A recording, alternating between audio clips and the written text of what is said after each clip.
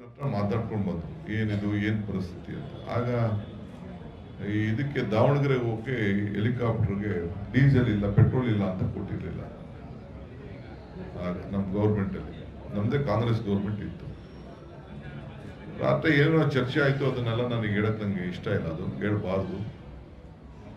ಬೆಳಗ್ಗೆ ಒಂದು ತೀರ್ಮಾನ ತೆಗೆದುಕೊಂಡ್ರು. ಬೆಳಗ್ಗೆ ಏರ್ಪೋರ್ಟ್ ಅಲ್ಲಿ ಒಂದು ತೀರ್ಮಾನ, ರಾಜೀವ್ ಗಾಂಧಿ ಅವರು ವೀರೇಂದ್ರ ಪಾಟೀಲ್ ಹಾಸ್ಪಿಟಲ್ ನೋಡಿದಾಗ ಅವರ ಪರಿಸ್ಥಿತಿ ಆರೋಗ್ಯ ಸರಿ ಇರಲಿಲ್ಲ. ಒಂದು ತೀರ್ಮಾನ ತೆಗೆದುಕೊಂಡ್ರು. ಅದು ಮುಗೀತು. ಆಗ ರಾತ್ರಿ ಎಲ್ಲ ಏನೇನೋ ಘಟನೆ ನಡೀತು.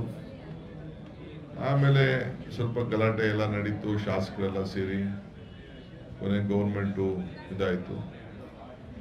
ನಾವು ಹೈದ್ರಾಬಾದ್ ಹೋದ್ರು. ರಾಜೀವ್ ಗಾಂಧಿ ಅವರು ಹೈದ್ರಾಬಾದ್ ಬಂದರು. ಮೂಪ್ನಾರ್ ನಮ್ಮ ಜನರಲ್ ಸೆಕ್ರೆಟರಿ, ನಾನು, ರಮೇಶ, ಗುತ್ತೇದಾರು, ಬಂಗಾರಪ್ಪನವರು. ಅಷ್ಟೊತ್ತಿಗೆ ಬಂಗಾರಪ್ಪನವರು ಜವಾಬ್ದಾರಿ ತೆಗೆದುಕೊಂಡಿದ್ದಾಗ ಆಗ ಬಂಗಾರಪ್ಪನವ್ರಿಗೆ ಒಂದು ಡೈರೆಕ್ಷನ್ ಕೊಟ್ಟರು. ಎಲ್ಲ ಕಮ್ಯುನಿಟಿಲಿ ಒಬ್ಬೊಬ್ಬ ಯುವಕರನ್ನ ನೀವು ಆಯ್ಕೆ ಮಾಡಬೇಕು ಮಂತ್ರಿಯಾಗಿ. ಯಾವುದೇ ಒತ್ತಡ ಇರಲಿ, ಒಂದು ಮಂತ್ರಿ ಜಿಲ್ಲೆಗೆ ಇಬ್ಬರಾದ್ರು ಅಂತ ನೀವು ಬಿಡಕ್ಕೆ ಹೋಗಬೇಡಿ. ನೀವು ಎಲ್ಲ ಜಾತಿಗೂ ಒಬ್ಬೊಬ್ಬನ ಯುವಕರನ್ನು ನೀವು ರೆಡಿ ಮಾಡಬೇಕು ಅಂತೇಳಿ ಕ್ಯಾಬಿನೆಟ್ಗೆ. ನಾವೆಲ್ಲ ಫಸ್ಟ್ ಟೈಮ್ MLAs, ಒಂದು ವರ್ಷನೂ ಆಗಿಲ್ಲ MLA ಆಗಿ, ಒಂದು ವರ್ಷ ಆಗಿಲ್ಲ. ಡೈರೆಕ್ಷನ್ಸ್ ಕೊಟ್ಟರು. ಪಾಪ ರಾಜ ಅಮರೇಶ್ ನಾಯ್ಕು, ನಾನು, ನಾಡಗೌಡರು, ನಜೀರು, ಅಷ್ಟೊತ್ತಿಗೆ ಜಾರ್ಜ್ ಮಂತ್ರಿ ಇದ್ರು, ರಮೇಶ, ಹಿಂಗೆಲ್ಲರೂ ಕೂಡ ಆವತ್ತಿನ ಕಾಲದಲ್ಲಿ ಎಲ್ಲ ಕಮ್ಯುನಿಟಿಲಿ ಒಬ್ಬೊಬ್ರು ಒಂದು ಅವಕಾಶ ಆ ಸಂದರ್ಭದಲ್ಲಿ ಸಿಕ್ಕಿ ನಾವೆಲ್ಲ ಮಂತ್ರಿ ಆದವು. ಹಂಗೆ ಲೋಕಲ್ ಬಾಡಿ ಎಲೆಕ್ಷನ್ಸ್ ಅಲ್ಲೂ ಕೂಡ ಈ ಜಿಲ್ಲಾ ಪಂಚಾಯತಿ, ತಾಲೂಕ್ ಪಂಚಾಯತಿ ಬಗ್ಗೆ ಒಂದು ದೊಡ್ಡ 73-74 ತಿದ್ದುಪಡಿ ತಂದಾಗ ಹೆಣ್ಮಕ್ಳಿಗೆ ಇವತ್ತು 50% ರಿಸರ್ವೇಶನ್ ಆಗಿ ನಾಯಕರನ್ನಾಗಿ ಬೆಳೆಸ್ತಾ ಇದ್ದಾರೆ ಅಂತಂದ್ರೆ ಇದು ರಾಜೀವ್ ಗಾಂಧಿ ಅವರ ಚಿಂತನೆ. ವೋಟ್ ಬಿಡಿ, ಓಟದ ಬಗ್ಗೆ ಒಂದು ದೊಡ್ಡ ಇತಿಹಾಸ ಇದೆ. 18 ವರ್ಷ ಓಟದ ಬಗ್ಗೆ ನಾನು ಹಿಂದೆ 2-3 ಭಾಷಣದಲ್ಲಿ ನಾನು ಹೇಳಿದ್ದೇನೆ. ಅವರು ಮಾತಾಡೋದು, ಅಸೆಂಬ್ಲಿಯಲ್ಲಿ ಪಾರ್ಲಿಮೆಂಟಲ್ಲಿ ಮಾತಾಡೋದು ಮಾತು, ಇವೆಲ್ಲ ಕೂಡ ಹಂಗೆ ಎಲ್ಲ ಈ ದೇಶದ ಅವತ್ತಿನ ಕಾಲದಲ್ಲಿ ರಷ್ಯಾಗೆ ಹರಿಪ್ರಸಾದ್ ಅವರು ಫಸ್ಟ್ ವೈಸ್ ಪ್ರೆಸಿಡೆಂಟ್. ಯೂತ್ ಕಾಂಗ್ರೆಸ್ಗೆ ಯಾರನ್ನೂ ವೈಸ್ ಪ್ರೆಸಿಡೆಂಟ್ ಅಲ್ಲಿವರೆಗೂ ಮಾಡಿರಲಿಲ್ಲ.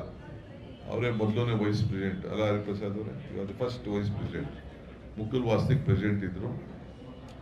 ಆಗ ಇವ್ರನ್ನ ರಾಜ್ಯಸಭಾ ಮೆಂಬರು ಕೂಡ ಮಾಡಿದ್ರು. ರಾಜೀವ್ ಗಾಂಧಿ ಅವರೇ ನೇರಾಗಿ, ಇಲ್ಲಿ ಬಹಳ ವಿರೋಧ ಇತ್ತು. ರಾಜೀವ್ ಗಾಂಧಿ ಅವರೇ ನಮ್ಮ ಸರ್ಕಾರ ಬಂದ ತಕ್ಷಣ ಫಸ್ಟ್ ಇವ್ರನ್ನ ರಾಜ್ಯಸಭಾ ಮೆಂಬರ್ ಕೂಡ ಮಾಡಿದ್ರು.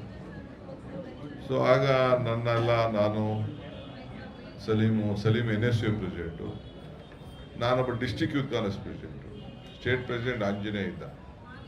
ಸೊ ಇವರು ಆಲ್ ಇಂಡಿಯಾ ವೈಸ್ ಪ್ರೆಸಿಡೆಂಟು. ನಮ್ಮನ್ನೆಲ್ಲ ವಂದನಾ ಶಾನ್ಭೋಗ್ ಅಂತೇಳಿ ಅವರು ಅಥ್ಲೆಟ್ಗಳಿದ್ರು ನಮ್ಮ ಸ್ಟೇಟಿಂದ. ನಮಗೆಲ್ಲ world youth and student festival ಪ್ಯೂಂಗ್ಯಾಂಗಲ್ಲಿ 22 ದಿನ. ನಾನು ಹೇಳ್ತಾ ಇದ್ದೀನಿ, ಅವತ್ತೇ ನಾನು ಅಂದ್ಕೊಂಡೆ ಮುಂದೆ ನಾನು ಮಂತ್ರಿ ಆಗ್ಬೋದು, ಇಂಥ ಒಂದು ಫೆಸ್ಟಿವಲ್ ನಾನು ಮತ್ತೆ ನೋಡ್ಲಿಕ್ಕೆ ಆಗೋದಿಲ್ಲ ಅಂತ. ಅಂಥ ಒಂದು ಭವ್ಯವಾದಂಥ ಈ ಇವ್ರ ಮೇಲೆ ಈ ಸೋಲಲ್ಲಿ ಅಮೇರಿಕನ್ ಒಲಿಂಪಿಕ್ಸ್ ನಡೆದಿತ್ತು. ಅದರ ಕಾಂಪಿಟೇಷನ್ ಆಗಿ ರಷ್ಯಾ, ಚೈನಾ, ಇಂಡಿಯಾ ಸಪೋರ್ಟ್ ಮಾಡಿ ಪ್ಯೂಂಗ್ಯಾಂಗ್ ಅಲ್ಲಿ ಆ ಯೂತ್ ಫೆಸ್ಟಿವಲ್ನ ಮಾಡಿದ್ರು. ಅದಾದ್ಮೇಲೆ ಅಂಥ ಫೆಸ್ಟಿವಲ್ ಬಹುಶಃ ಇನ್ನು ಆಗಿಲ್ಲ ಅಂತ ನಾನು ಅಂದ್ಕೊಂಡಿದ್ದೇನೆ. ಸೊ ಹಂಗೆ ಆ ಒಂದು ನಮ್ಗಾದಂಥ ಅನುಭವ, ಅಲ್ಲಿರೋಂಥ ಚಿಂತನೆಗಳು, ಅಲ್ಲಿರೋಂಥ ದೇಶಭಕ್ತಿ, ಇವೆಲ್ಲ ಇವತ್ತು ನನ್ನ ನೆನೆಸ್ಕೊಂಡ್ರೆ ನಮ್ಮ ಅನುಭವನ ಮೈಗೆ ಎಲ್ಲ ಕೂದಲುಗಳೆಲ್ಲ ನಿಂತ್ಕೊಳ್ತದೆ. ಅಷ್ಟು ದೇಶ ಪ್ರೇಮ ಆ ದೇಶಗಳಲ್ಲಿ ನಾನು ನೋಡಿದ್ದೇನೆ. ಹಂಗೆ ನಮ್ಮ ಭಾರತದ ಬಗ್ಗೆನೂ ಅಪಾರವಾದಂಥ ಪ್ರೀತಿ ವಿಶ್ವಾಸ. ನಮ್ಮ ಕಿಮ್ ಹಿಲ್ ಸಂಗ್ ಅಂತ ಅವ್ರು ಬಂದು ನಮ್ಮ ಇಂಡಿಯಾ ಕ್ಲಬ್ ಇತ್ತು, ಅಲ್ಲಿಗೆ ಬಂದಿದ್ರು ಅವರು. ಸೊ ಹಂಗೆ ರಾಜೀವ್ ಗಾಂಧಿ ಅವ್ರ ಬಗ್ಗೆ ಒಂದು ದೊಡ್ಡ ಅಪಾರವಾದಂಥ ವಿಶ್ವಾಸ ಇಡೀ ಪ್ರಪಂಚದ ಬಗ್ಗೆನೇ ಇತ್ತು. ಸೊ ಹಂಗೆ ನಮಗೆ ಪಕ್ಷಕ್ಕೆ ಒಂದು ದೊಡ್ಡ ಹಾನಿ. ಇವತ್ತು ಪಕ್ಷ ಮತ್ತು ರಾಷ್ಟ್ರ ಅವರ ಪ್ರತಿಯೊಂದು ವಿಚಾರಗಳು ಕೂಡ ಇವತ್ತು ಈ ಫೋನ್ ಬಗ್ಗೆ ನಾವು ಈ ಫೋನ್ ಇಲ್ಲ ಅಂತಂದ್ರೆ ನಾವ್ಯಾರು ಬದುಕಕ್ಕೆ ಆಗ್ತಾ ಇಲ್ಲ, ಹಂಗಾಗ್ಬಿಟ್ಟಿದೆ ಪರಿಸ್ಥಿತಿ ಈ ಟೆಕ್ನಾಲಜಿಲಿ. ಇದಕ್ಕೆ ರೂಪ ಕೊಟ್ಟವರು ಅವರು, ಅವ್ರ ಸ್ನೇಹಿತರು ಸ್ಯಾಮ್ ಪಿಟ್ರೋಡ್ ಅವರು ಅದಕ್ಕೆ ಬ್ರೈನ್ ಚೈಲ್ಡು ಅವ್ರು ಕೊಟ್ಟು ಇವತ್ತು ನಮ್ಮ ಫೋನಲ್ಲಿ, ನನ್ನ ಮನೆಗೆ ಫೋನ್ ಇರಲಿಲ್ಲ ಬೆಂಗಳೂರಲ್ಲಿ ನಾನು ಇರ್ಬೇಕಾದ್ರೆ, ನನ್ನ ಮನೆಗೆ ಫೋನ್ ಇರಲಿಲ್ಲ. ನಮ್ಮ ಊರಿಗೆ ಫೋನ್ ಹಾಕ್ಸ್ಕೋಬೇಕಾದ್ರೆ 10 ಮನೆಗೆ ದುಡ್ಡು ನಾನೇ ಕಟ್ಬಿಟ್ಟು ₹150 ಕಟ್ಬಿಟ್ಟು ಫೋನ್ ಹಾಕ್ಸಿತ್ತು. ಅದು ಚೆನ್ನಾಗಿ ಕಟ್ಟೋದಕ್ಕೆ ₹1500 ಕಟ್ಟೋದಕ್ಕೆ ನಮ್ಮೂರಿಗೆ ಲೈನ್ ಹೇಳಿದ್ರು ಅಂತ ಒಂದು ಪರಿಸ್ಥಿತಿ. ಇಲ್ಲಿ ಬೆಂಗಳೂರಿಗೆ ಫೋನ್ ಹಾಕ್ಸ್ಕೊಳಕ್ಕೆ ನಮ್ಗಿರ್ಲಿಲ್ಲ. MP ಗಳಿಗೆ ನಾವು ಅರ್ಜಿ ಕೊಡಬೇಕಾಯ್ತು. MP ಕೋಟ ಇತ್ತು, 10 ಕೋಟ ಏನೋ 12 ಕೋಟನೂ ಇತ್ತು, MP ಕೋಟ ಇತ್ತು. ಅವ್ರ ಕೈಲಿ ನಾವು ಫೋನ್ ಹಾಕ್ಸ್ಕೊತಿದ್ದೆ. ಸೊ ಜಾಫರ್ ಶರೀಫ್ ಅವರು ರಾಜಗೋಪಾಲ್ ಇಬ್ರು ಮಾತಾಡ್ಕೊಂಡು, ನಾನು ಯೂತ್ ಕಾಂಗ್ರೆಸ್ ಪ್ರೆಸಿಡೆಂಟು, ನನ್ನ ಮನೆಗೆ ಫೋನ್ ಇಲ್ಲ, ಹೆಂಗಪ್ಪ ಕಾಂಟ್ಯಾಕ್ಟ್ ಮಾಡೋದಿಲ್ಲ ಅಂದ್ಬಿಟ್ಟು ನನಗೆ ಬರ್ಕೊಟ್ಬಿಟ್ಟು ಫೋನ್ ಕೊಡಿಸಿದ್ರು. ಸೊ ಅಂಥ ಪರಿಸ್ಥಿತಿ ಇತ್ತು. ಹಂಗಿರ್ಬೇಕಾದ್ರೆ ಇವತ್ತು ಎಲ್ಲರೂ ಒಬ್ಬೊಬ್ರು 3 ಫೋನ್ 4 ಫೋನ್ ಕೈಲಿ ಹಿಡ್ಕೊಂಡು ಇಡೀ ಪ್ರಪಂಚ ಏನೇನಿದೆ ಅಂತಂದ್ರೆ ಇದಕ್ಕೆ ಕಾರಣ ರಾಜೀವ್ ಗಾಂಧಿ. ಕಂಪ್ಯೂಟರ್ ನಮ್ಮ NPS ಸ್ಕೂಲ್ ಸುಟ್ಟಾಕ್ಬಿಟ್ರು ಕಾವೇರಿ ಗಲಾಟೆಯಲ್ಲಿ. 1,35,000 ಇತ್ತು ಒಂದು ಕಂಪ್ಯೂಟರ್. ಹಂಗೆಲ್ಲ ಇತ್ತು. ಅಷ್ಟು ಬೆಲೆ. ಈಗೆಲ್ಲ ಒಂದು ₹15,000 ಕಂಪ್ಯೂಟರ್ಗಳು ಬರ್ತಾವೆ. ಆ ಥರ ಎಲ್ಲ ಪರಿಸ್ಥಿತಿ ಈ ದೇಶಕ್ಕೆ. IT ರೆವಲ್ಯೂಷನ್ಗೆ, ಇಂಥವಕ್ಕೆಲ್ಲ ಪಂಚಾಯತ್ ರಾಜ್ ವ್ಯವಸ್ಥೆಗೆ, ಅರ್ಬನ್ ಡೆವಲಪ್ಮೆಂಟ್ಗೆ, ಹೊಸ ನಾಯಕರುಗಳನ್ನ ಡೆವಲಪ್ಮೆಂಟ್ ಮಾಡಲಿಕ್ಕೆ ಇವೆಲ್ಲ ಕೂಡ ತೆಗೆದುಕೊಂಡಂತ ದೊಡ್ಡ ಲಾ. ಆಮೇಲೆ ಹೈರಾಮ್ ಘೈರಾಮ್ ಅಂತ ಅದೊಂದು ಬೇರೆ ಬಂದ್ಬಿಡ್ತು. ಆಗ ಆಂಟಿ ಡಿಫೆಕ್ಷನ್ ಲಾ ತೆಗೆದುಕೊಂಡು ಬಂದರು. ಡೆಲ್ಲಿನ ಸ್ಟೇಟ್ ಮಾಡಿದ್ರು. ಕೆಲವರು ಅದನ್ನ ನೆನೆಸ್ಕೊಳ್ಳಿಲ್ಲ, ಆದರೂ ಚಿಂತೆ ಇಲ್ಲ. ಬಟ್ ಅವ್ರ ದೇಶಕ್ಕೆ ಒಂದು ದೊಡ್ಡ ಕೊಡುಗೆನ ಕೊಟ್ಟೋದ್ರು. ಅದಕ್ಕೆ ನಾನು ಯಾವಾಗಲೂ ಹೇಳ್ತಾ ಇರ್ತೀನಿ, ಕಾಂಗ್ರೆಸ್ ಶಕ್ತಿ ದೇಶದ ಶಕ್ತಿ, ಕಾಂಗ್ರೆಸ್ ಇತಿಹಾಸ ದೇಶದ ಇತಿಹಾಸ. ಗಾಂಧಿ ಕುಟುಂಬ ಮಾತ್ರ ಈ ಕಾಂಗ್ರೆಸ್ ಅನ್ನ ಒಗ್ಗಟ್ಟಾಗಿಡ್ಲಿಕ್ಕೆ ಸಾಧ್ಯ. ಕಾಂಗ್ರೆಸ್ ಒಗ್ಗಟ್ಟಾಗಿದ್ದಕ್ಕೆ ದೇಶ ಒಗ್ಗಟ್ಟಾಗಿಡ್ಲಿಕ್ಕೆ ಸಾಧ್ಯ ಅಂತ ನಾನು ಯಾವಾಗಲೂ ಕೂಡ ಈ ಸಂದರ್ಭದಲ್ಲಿ ಅನೇಕ ಸಂದರ್ಭದಲ್ಲಿ ನಾನು ಹೇಳ್ಕೊಂಡು ಬಂದಿದ್ದೇನೆ. ಸೊ ಹಂಗೆ ನಾನು ಈ ವೇದಿಕೆ ಮುಖಾಂತರ ಮೊನ್ನೆ ಈ ಭಯೋತ್ಪಾದನೆಯಿಂದ ಆದಂಥ ತೊಂದರೆಗೆ ನಾವು ಜೈ ಹಿಂದ್ ತಿರಂಗ ಯಾತ್ರೆಯನ್ನು ಬೆಂಗಳೂರಲ್ಲಿ ನಾವು ಮಾಡಿದೆವು. ವಿತಿನ್ 5-6-10 ಅವರ್ಸಲ್ಲಿ ನಿಮಗೆ ಮೆಸೇಜ್ ಕೊಟ್ಟೆ. ಇಡೀ ಬೆಂಗಳೂರಲ್ಲೇ ನಮ್ಮೆಲ್ಲ ಪದಾಧಿಕಾರಿಗಳು ನೀವು ಎಲ್ಲ ಸೇರಿ ಭಾಳ ದೊಡ್ಡ ಸಂಖ್ಯೆಯಲ್ಲಿ ಬಂದು ನಮ್ಮ ಬೆಂಗಳೂರಿಗೆ ಗೌರವ ತರೋ ರೀತಿಯಲ್ಲಿ ಮಾಡಿದ್ರಿ. ನೆನ್ನೆ ರಾಹುಲ್ ಗಾಂಧಿ ಅವರು ಕೂಡ ನನಗೆ ಹೇಳ್ತಾ ಇದ್ರು, ಯೂತ್ ಕಾಂಗ್ರೆಸ್ ಯಾವುದೋ ಮೀಟಿಂಗಲ್ಲೂ ಕೂಡ ಹೇಳಿದಂತೆ Bengaluru did one of the best programme ಅಂತೇಳಿ. ಸೊ ಅದಕ್ಕೆ ನಿಮ್ಮೆಲ್ಲರೂ ಕೂಡ ನಾನು ಅಭಿನಂದಿಸ್ತೇನೆ. ನಿನ್ನೆ ಕೂಡ ಏನು ಕಾರ್ಯಕ್ರಮಕ್ಕೆ ನಾವೆಲ್ಲ ಶಾಸಕರುಗಳು, ನಮ್ಮ ಲೀಡರ್ಸು, ನಮ್ಮ ಪದಾಧಿಕಾರಿಗಳು ಎಲ್ಲ ಜಿಲ್ಲೆಗಳಿಗೆ, ಕ್ಷೇತ್ರಗಳಿಗೆ ಹೋಗಿ ಸಂಘಟನೆ ಮಾಡಿ, ಇದು ಬರೀ ನಾನೊಬ್ಬ, ಜಮೀರೊಬ್ಬ, ಕೃಷ್ಣ ಬೈರೇಗೌಡ ಮಾಡಿದ ಕಾರ್ಯಕ್ರಮ ಅಲ್ಲ. ಇಡೀ ರಾಜ್ಯದ ಎಲ್ಲ ಶಾಸಕರು, ಕಾರ್ಯಕರ್ತರು, ಪಕ್ಷದ ಮುಖಂಡರು ಎಲ್ಲರೂ ಸೇರಿ ಒಟ್ಟಾಗಿ ನಿಂತ್ಕೊಂಡು ಈ 2 ವರ್ಷದ ಸಂಭ್ರಮವನ್ನು ನಿನ್ನೆ ತಾನೇ ನಾವು ಭಾಳ ಸಂತೋಷದಿಂದ AICC ಅಧ್ಯಕ್ಷರ ಅಧ್ಯಕ್ಷತೆಯಲ್ಲಿ ನಾವೆಲ್ಲ ಸೇರಿ ಆಚರಣೆಯನ್ನು ಕೂಡ ನಾವು ಮಾಡಿದ್ದೇವೆ. ಆ ಯಶಸ್ಸಿಗೆ ನೀವೆಲ್ಲ ಕೂಡ ಪಾತ್ರರಾಗಿದ್ದೀರಿ ಅಂತ ಹೇಳಲಿಕ್ಕೆ ನನಗೆ ಭಾಳ ಸಂತೋಷ ಆಗ್ತದೆ.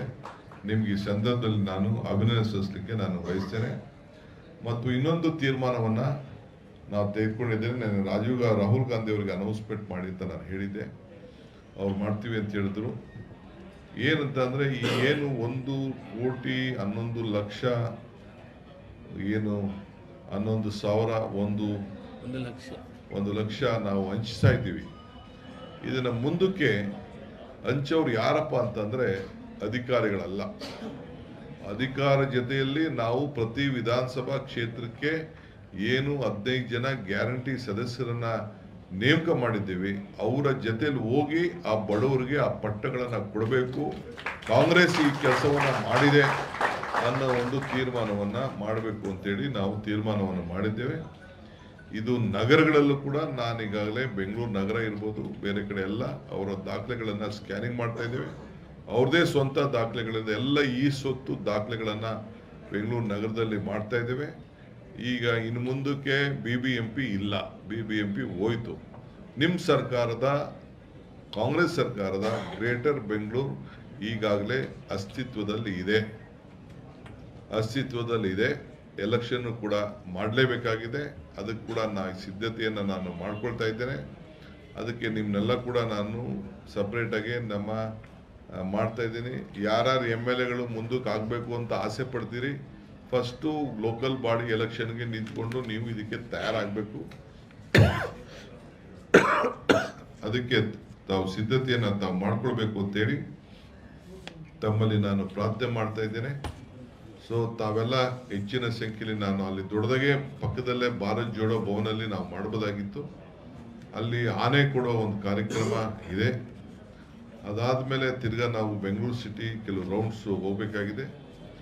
ಭಾಳ ಜನ BJPಯವರು ಬೇರೆ ಬೇರೆಲ್ಲ ಭಾಳ ಟೀಕೆಗಳು ಮಾಡ್ತಾ ಇದ್ದಾರೆ. 210 ಕಡೆ ಇಂಥ ಪಿನ್ ಪಾಯಿಂಟ್ಸ್ ಇತ್ತು ಬೆಂಗಳೂರು ನೀರು ಬಂದಾಗ. ಈಗ ಬರೀ 40ಕ್ಕೆ ನಿಲ್ಕೊಂಡಿದೆ. 162 ಕಡೆ ಈಗಾಗಲೇ ನಾವು ಅದನ್ನು ರಿಪೇರಿ ಮಾಡಿ ಅಲ್ಲಿ ಸುಗ್ಲಾಗಿ ಹೋಗ್ತಾ ಇದೆ. ಪ್ರಕೃತಿ ಯಾರನ್ನು ನಿಲ್ಲಿಸ್ಲಿಕ್ಕೆ ಸಾಧ್ಯ ಇಲ್ಲ. ಮಳೆ ಆಯ್ತಾ, ಇನ್ನು 44 ಇದೆ. ಅದರಲ್ಲಿ 24 ಕೆಲಸ ನಡೀತಾ ಇದೆ. ಒಂದೇ ದಿನ ಮಾಡೋಕ್ಕಾಗದೆ ಟೀಕೆ ಮಾಡ್ತಾರೆ, ವಿರೋಧ ಪಾರ್ಟಿ ಟೀಕೆ ಮಾಡಿ. ನಾನು ನಿಮಗೆ ಕಾರ್ಯಕರ್ತರಿಗೆ ಹೇಳೋದು, ನೀವು ಅದಕ್ಕೆ ಸರಿಯಾದ ಉತ್ತರವನ್ನು ಕೊಡಬೇಕು. ಅವರೇ ಬೆಂಗಳೂರಿನ ಹೆಸರನ್ನ ಹಾಳು ಮಾಡ್ತಾ ಇರೋದೇ ಅವ್ರ ಮನೆ ಹೆಸರನ್ನು ಹಾಳು ಮಾಡ್ಕೊತಾ ಇದ್ದಾರೆ. ಅವ್ರು ಇರುವಂಥ ನಗರವನ್ನು ಕೂಡ ಅವ್ರು ಹಾಳು ಮಾಡ್ಕೊಳ್ತಾ ಇದ್ದಾರೆ. ಚೆನ್ನೈಯಲ್ಲಿ ಏನಾಗಿತ್ತು, ಮುಂಬೈಲಿ ಏನಾಗಿತ್ತು, ಬೇರೆ ಬೇರೆ ರಾಜ್ಯ ಡೆಲ್ಲಿಲೂ ಏನಾಗಿತ್ತು. ಸೊ ಮಳೆ ನೀರು ಜಾಸ್ತಿ ಬಂದಾಗ ಆಗ್ತಾ ಇರೋದು. ಒತ್ತುವರಿ ಮಾಡೋರು ಯಾರು? ಇಷ್ಟು ಜನ ಏನು ಮಾಡ್ತಿದ್ರು ಅವ್ರ ಕಾಲದಲ್ಲಿ? ನಾನು ಅಟ್ಲೀಸ್ಟ್ ಬರೀ ಅಷ್ಟಕ್ಕೆ ನಾನು ತಗೊಂಡು ಬಂದಿದ್ದೇವೆ. ಮುಂದಕ್ಕೂ ಕೂಡ ಅನೇಕ ಕೋರ್ಟ್ಗಳು ಮತ್ತೊಂದು ಎಲ್ಲ ಇದೆ. ಕೋರ್ಟ್ಗಳಿಂದ ಡೈರೆಕ್ಷನ್ಸ್ಗಳಿಗೆ ಬಂದಿದೆ, ಸ್ಟೇ ಇದೆ. ನಾನು ಈಗಾಗಲೇ ಸ್ಟೇ ಇದ್ದು ಚಿಂತೆ ಇಲ್ಲ, ಎಲ್ಲ ಒತ್ತುವರಿ ಆಗಿರೋಂಥ ಜಾಗಗಳನ್ನ ಒಡೆದಾಕಿ ಅಂತ ಕೂಡ ನಾನು ಡೈರೆಕ್ಷನ್ಸ್ ಕೊಟ್ಟಿದ್ದೇನೆ. ಸೊ ನಾವೆಲ್ಲ ಬೆಂಗಳೂರು ನಗರಕ್ಕೆ, ನೀವೆಲ್ಲ ಬೆಂಗಳೂರು ವಾಸಿಗಳಾಗಿದ್ದೀರಿ, ತಾವೆಲ್ಲ ಗಾಬರಿ ಪಡಬೇಕಾದಿಲ್ಲ. ನಮ್ಮ ಇಡೀ ಟೀಮು ನಾವು ಇದಕ್ಕೊಂದು ಹೊಸ ರೂಪ ಕೊಡಲಿಕ್ಕೆ ನಾವು ಹೊರಟಿದ್ದೇವೆ. ನೀವು ಸಮರ್ಥಿಸ್ಕೊಳ್ಬೇಕು. ಯಾರು ಈ ಸಂದರ್ಭದಲ್ಲಿ ಅವ್ರೇನೋ ಹೇಳ್ತಾರೆ ಅಂತೇಳಿ ಟೀಕೆ 1000 ಮಾಡಲಿ, ನನ್ನ ಆ ಟೀಕೆಗಳೆಲ್ಲ ಸತ್ತೋಗ್ತವೆ. ನಾವು ಮಾಡೋಂಥ ಕೆಲಸಗಳು ಉಳಿತದೆ. ಅದ್ರ ಮೇಲೆ ನನಗೆ ನಂಬಿಕೆ ಇರೋದು. ಈಗ ಯಾವುದು ಟೀಕೆ ಮಾಡಿಲ್ಲ. ನಾವು ಇಷ್ಟೆಲ್ಲ ಅಭಿವೃದ್ಧಿ ಕೆಲಸ ಮಾಡ್ಕೊಂಡು ನಾವು ಬರ್ತಾ ಇದ್ದೀವಿ. ಆ ಟನಲ್ ವಿಚಾರಕ್ಕೆ ಏನು ಮಾತಾಡ್ತಾ ಇದ್ದಾರೆ? ಈಗ ಯಾವ ಬಿಲ್ಡಿಂಗ್ ಅವ್ರನ್ನ ಹೊಡೆಯೋಕ್ಕಾಗ್ತದೆ ಹೇಳಿ? ಹಿಂದೆ ನಾವು ಸ್ಟೀಲ್ ಬ್ರಿಡ್ಜ್ ಮಾಡಕ್ಕೆ ಕೊಟ್ಟರು ಜಾರ್ಜ್ ಅವರು, ಏನು ದೊಡ್ಡ ಟೀಕೆ ಮಾಡಕ್ಕೆ ಶುರು ಮಾಡಿದ್ರು. ಏನೇ ಒಳ್ಳೆ ಕೆಲಸ ಮಾಡಿದ್ರು ಟೀಕೆ ಮಾಡ್ತಾ ಇರ್ತಾರೆ. ಆ ಟೀಕೆನ ಸಂತೋಷದಿಂದ ಸ್ವೀಕಾರ ಮಾಡಬೇಕು. ಈಗ ನಾನು ಅಲ್ಲಿ ಕಾವೇರಿ ಆರತಿ ಮಾಡಬೇಕು ಅಂತ ಹೊರಟಿದ್ದೇನೆ. ಬೆಂಗಳೂರಲ್ಲಿ ಸುಮ್ಮನೆ ಒಂದು ಟ್ರಯಲ್ ನೋಡಿದೆ. ಇಲ್ಲಿ ಬೆಂಗಳೂರಲ್ಲಿ ಒಂದು 25,000 ಜನ ಬಂದಿದ್ರು. ಅಲ್ಲಿ ನಮ್ಮ ಮಲ್ಲೇಶದಲ್ಲಿ, ಅಲ್ಲಿ ಸ್ಯಾಂಕಿ ಟ್ಯಾಂಕ್ MLA ಎಲ್ಲ ಗಾಬರಿ ಆಗ್ಬಿಟ್ಟಿದ್ರು.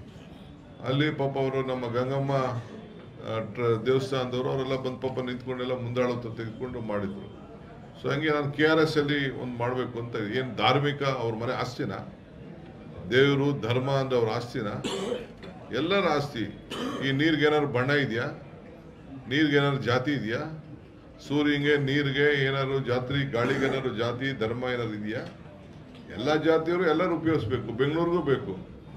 ನಾವೇನೋ ನಮ್ದು ನಾವು ಬರೀ ಪೂಜೆ ಇವರೊಬ್ಬರೇ ಮಾಡೋದ? ನಾವು ಮನೇಲಿ ಬೆಳಗ್ಗೆ ಇದ್ರೆ ಪೂಜೆ ಮಾಡೋಕ್ಕೆ ಹೆಸರುಗಳನ್ನೆಲ್ಲ ನಾವು ಚೇಂಜ್ ಮಾಡ್ಕೊಬಿಡೋಕ್ಕಾಗ್ತದ?